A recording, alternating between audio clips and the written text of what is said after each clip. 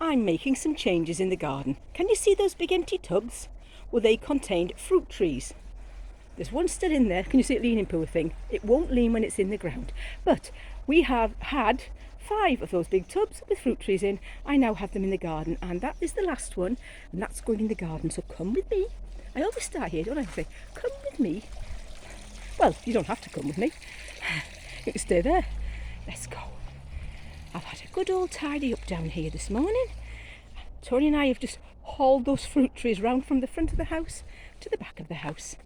And now, look, you probably can't see it actually against the hedge. It's beautiful. Oh, look at that lovely thing. And there's one there. Look at those 2 little butternut squash coming.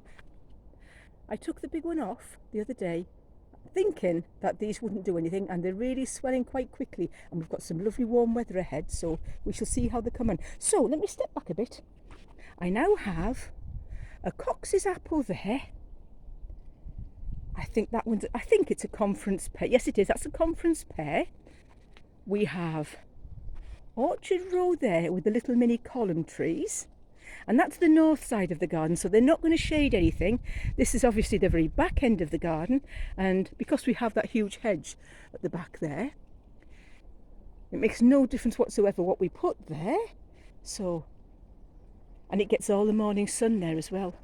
So I'm really quite pleased. That's a good morning's work, that. Beautiful tree. So I'm going to keep them, just to a height that I can manage. A height and a spread. Look at the berries coming on the holly. We can see that through the bean arch when we're sitting in the house. It's beautiful. I'll try not to blind you with the sun as I walk back up the garden now. But I love the colours in that blueberry. It's absolutely stunning. And I think that there is a blueberry. It was hiding underneath of all the flotsam and jetsam in one of these 2 tubs. So I've took it out, and I think it's a blueberry. I've popped it in there, and we'll see how it comes. Oh, let me show the celeriac. It looks fab. Look at it. Look at them. They're not a bad size. There's some bigger ones at the back as well. I've trimmed some of the lower leaves off to let a bit of sun onto them. And last week, do you remember I planted radishes? Well, sowed radishes. I also sowed, what's that? Oh, Chinese cabbage. Look at that.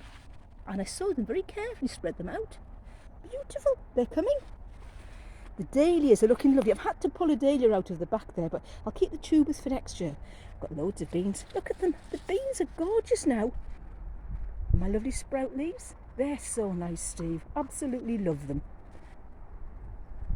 Go around. It's very green, isn't it? I honestly don't know how somebody could live in a land that's all parched and deserty. Oh, I suppose they've all got their own beauty, haven't they? I'm very much a lover of green spaces, though. Oh, so that other tree is going to go. Oh, look at that other butternut squash. There you go, my butterfly brain again, isn't it? Oh, look at the lettuce. I had to drop the lid there while we got the trees past. Look at those lovely lettuce seedlings. I'll lift the lid again just now. Look. So that's where the next apple tree is going to go. But look at that butternut squash. That was a real late bloomer, and it's coming on beautifully. And it's nice and sunny there. Now that's another one of those dwarf column trees, and I've stuck it in a bigger tub and it can sit there. I'm fine with that. I think it could be a gala apple or a mirabelle plum, one or the other. Beautiful penstemon there. The dahlia, look at that, it's still got loads of buds on, so I'm going to leave it. But they say the dahlias are all coming out of there. I'll find somewhere else for them next year.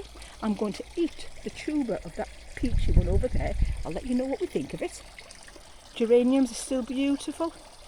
Oh, it's the 2nd of October and it's a lovely day. I need to clean the pond pump today. I want to put some rhubarb at the back of there. Now it won't be this year because the seedlings are only tiny little things. But next year I'm going to put 2, maybe one each side of the pond, and pretend it's gunnera, edible gunnera. Look. So now I've got to clean and tidy all of this now. Look. So I've got 5 of those big tubs. Well, I will have by the time that one's empty. I've got 5 of the big tubs, and I'm going to fill them next year with potatoes. And I'm going to stand them, like I did this year, in front of the hedge, behind that raised bed, and they'll sit over there, out of the way, not eating any meat, just getting on with doing their own thing. I can trim the hedge in spring, and then once they're all in situ, posh word, in situ, I shall just leave them to get on with it. They won't need any looking after. I've got more celeriac here, you know. Look at that. Now they're not as big, but I think it's because I've planted them too close together. I must remember, in spring, spacing is important. So, garden's coming on nicely. As I say, it's October. And if I was, to be honest, I used to think October was a blooming cold month, but it's not. For as long as I can remember, October's not been a bad month. Look at that. Beautiful. I'm loving it all.